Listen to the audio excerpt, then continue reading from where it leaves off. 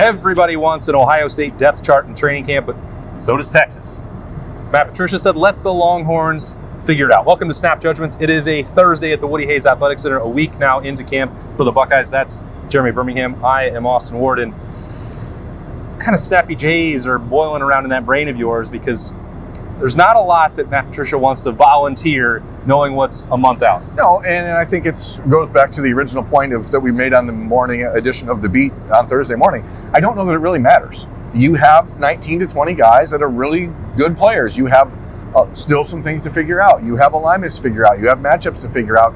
Ohio State does not have Arvell Reese and Sonny Styles and Caleb Downs and Caden McDonald and Davis Nigbinosin where you go, okay, we have all that done. Those guys are never coming off the field. Set it and forget it. So this is not the case this year.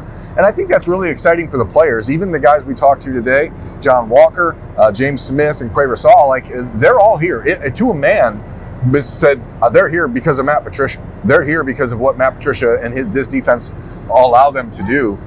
And when we saw a lot of former players walking out of the building today, and the one thing that they kept saying is, boy, those guys are flying around today. They are hitting, they are physical today. And that's what this is about. Matt Patricia knows this is football right now. You can say, yeah, we have 4 starters at defensive tackle. What does that matter? You can say you have 2. You're still going to play 4 guys. So you better figure out who they are, and you'd like the 5th to emerge. So that's their job. And Matt Patricia is smart enough to not give away anything. It's also one of those catch-22s. If you talk about the people that were able to watch practice on Thursday morning, and there's so much raving about what the Silver Bullets can do, the versatility of the personnel, the versatility of the scheme, how the Buckeyes have been able to reload with so much depth after everything they lost. Some of that we've covered extensively over the last few months. It's also normal at this point in training camp for the defense to be ahead. So maybe you take some of that with a grain of salt.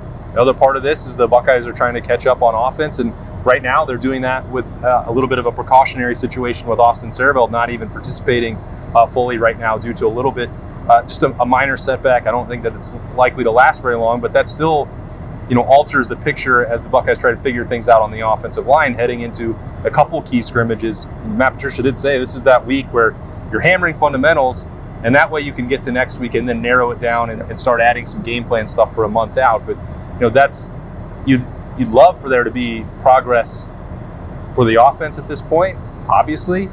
But if defense wins championships, this one still seems like a pretty good one. Yeah, and this Ohio State offense has to compete against this Ohio State defense. So I'll take that with a grain of salt. Some of we're a little bit behind is coming down to all of the parts that were missing in the spring, that the defense had an opportunity to form chemistry and align themselves a little bit. And then you have all of this guys you're playing against. This is a really good defense. So it's nice to hear from John Walker, but he was talking to Bill Landis and Bill had asked if he was playing a little bit lighter this year, and John Walker said, line up in front of me and find out. I mean, that's the type of attitude you want on this team. I pointed out that he was wearing some Under Armour socks underneath his Nike shoes, and he said, as long as they're not visible, that's fine. And he said, but they let you wear those shorts. And I'm like, okay, man, we're off and running. This is a feisty group, a lot of energy, a lot of I think the Captain Serious label was misplaced on James Smith, and actually that mantle and crown belongs to John Walker. It might be. He was very, very to the point, but happy to be here. And you can see these guys all have chosen the hard path. And when John Walker could have stayed at Central Florida or gone somewhere else and been a surefire day one starter, and that's not the case here. And he knew that wasn't going to be the case. And so they chose this. They want this versatility. They want the rotation, and they're going to get it in this defense. I thought James Smith's answer to you about the reputation that he had earned early on in February and March, and how we've seen him evolve to, I would say, one of the most engaging, outgoing personalities. That was a really great interview with James Smith. That tells you everything, because we had, kicked around the idea in February and March. Hey, maybe he needs some of Edric Houston's good-natured personality to rub off on him. Maybe that would be beneficial for everybody. And maybe Edric needs some of that seriousness from James Smith. I think that they're cut from the same cloth and always were. It just, James Smith wanted to earn his place in this building and in this culture before we got to see everything about him, and I completely respect that. Yeah, one of the things that James Smith brought up was that Larry Johnson has a saying in his room that you have to drink the Kool-Aid, like you have to.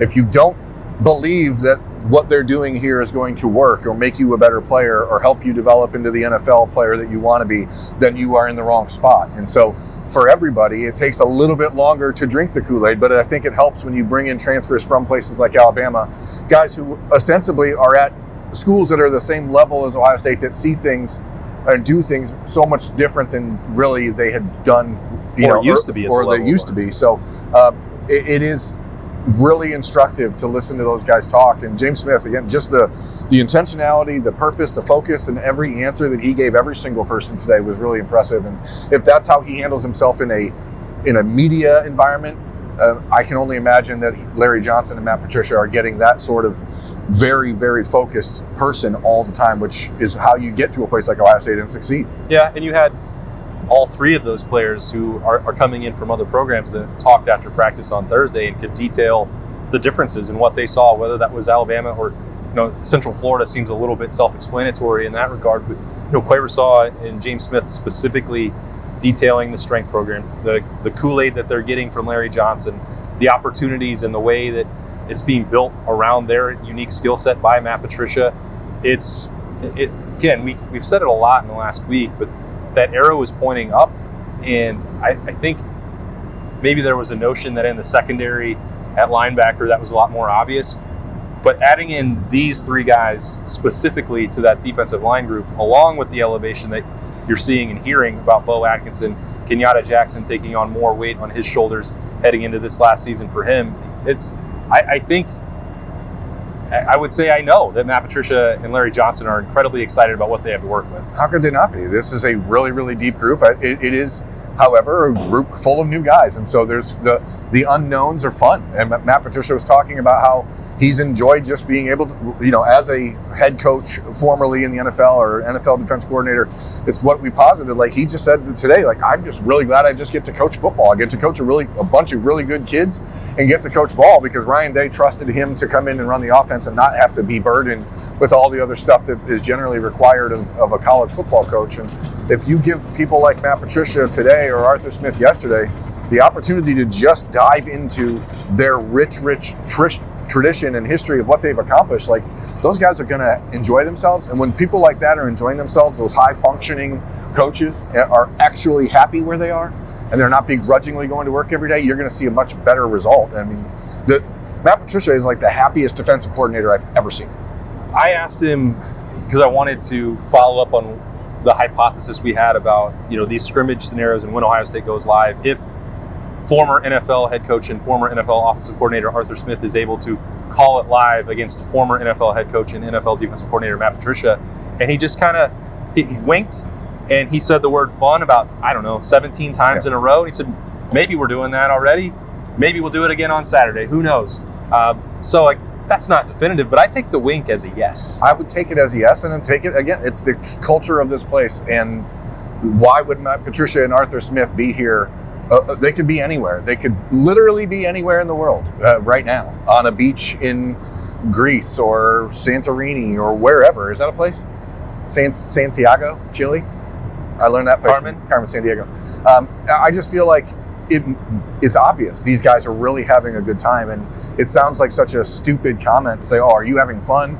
Most of the time, that is a question that I think is kind of silly. But when you're talking about people who have a ton of opportunities in front of them to continue coaching elsewhere or be a head coach somewhere else, even at this level or lower or higher, they both have that opportunity. So they choose to be here, and they wouldn't be doing that if they didn't feel like they had the pieces to do stuff that they've never really been able to do professionally. Well, and for someone like James Smith, and he's put it this way basically every time that he's been in front of a microphone, what gives him enjoyment, what makes it fun for him is competing at the highest level. And so when you know that your coaches are doing that, when you know that all the support staff is trusting you to go out there and then you win reps, that's where the greatest enjoyment is going to come. And it's a long month. Not all of these days are going to be smiling coming off the field. As mentioned, you already have a key piece of the Ohio State offense and a captain who's dealing with a minor injury in Austin Birm. Not every day is going to be great, and the most fun you can possibly have. So you maximize the ones where you have success, when you are engaged with other parts about what's going on with Arthur Smith, Matt Patricia, battling wits, or a young guy taking the next step like Jay Timmons and celebrating other people's success. Like you're seeing a lot of that in the first week, and maybe it's just recency bias. This camp just feels like it has more of that than any in recent memory, and I also think that maybe it's wrapped into another thing where they didn't win a championship last year, and now you're on the climb and you're pushing for something new. I never sensed much complacency with the roster a year ago, and you can look at the NFL draft success and see that the individuals were pushing themselves to the highest level. But there's new goals out for everyone, like basically everyone on this roster. And I think that's what's really driving a lot of this. And I think some of that comes from the fact that all these guys have an opportunity. They all have an opportunity to play. They all have a role that they are going to slide into. They all have an opportunity to be an important part of a championship run. It's not a situation where you walk into Ohio State and you have no opportunity to play, or you're just, I got here and they have all these other players. So that, you're here for a reason. And if Ohio State, especially the second time around through the transfer portal, where they've seen what you are able to do in college, if they want you now, they have a pretty good idea that you're going to do something here that is worthwhile. And that's why, even though I know it seems intentional that we got to talk to 3 transfers today and not Edric Houston, not Will Smith, who we've never spoken to in 4 years on campus other than like the first day he was here, like in his freshman year. No, he was available last year. Not often. Not often. But it says that, hey, Ohio State trusts these guys, and that is Mick Marotti, that is Matt Patricia, that's Ryan Day, and that's just the collective culture that Ohio State has. And I know people hate talking about the brotherhood, but when you get a chance to really hear these kids speak about what their experience is like, it's hard to not talk about it. I don't know that everyone hates hearing about the brotherhood. Not everyone. A lot of folks. I think that it also generates a tremendous sense of pride for many Ohio State fans. So we won't speak for everyone. I know that it's important to the people behind this wall right over here at the Woody Hayes Athletic Center. Important to the dozens and dozens of former players that were back here today as well. No question about that. Great to catch up with some of them as well, as they got to watch some practice on this Thursday morning. Don't know how many will be out there on Saturday. We'll be in afterwards to talk to Ryan Day. That is our next visit in here for training camp coverage. That will be the next episode of Snappy Jays. The next beat, though, that's a Freaky Friday mailbag. Not too late to get those questions in. Send them whenever you want to the Austin and Birm Show at gmail.com. That's the Austin and Birm Show at gmail.com. And we're going to maybe head over to the studio and start diving into a few of those later on so that you can get them on Friday morning, a Freaky Friday on the beat. He's Birm. I'm Austin. These have been Snap Judgments. We'll see you next time.